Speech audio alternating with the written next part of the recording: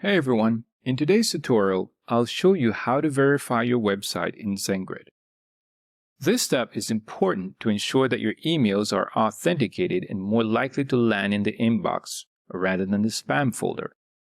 First, log into your SendGrid dashboard and navigate to Settings. Click on Sender Authentication.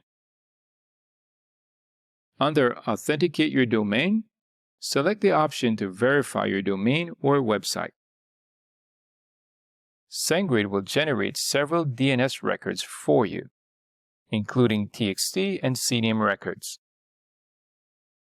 You'll need to add these records to your DNS provider. This could be a service like GoDaddy, Namecheap, or Cloudflare.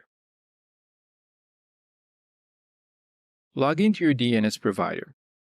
Find the domain you're verifying. Add the TXT and CNAME records provided by SendGrid. Once added, return to your SendGrid dashboard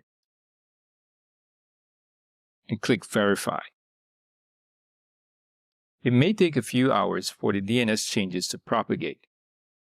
Once verified, your domain will be authenticated and your emails will have a higher chance of reaching the inbox.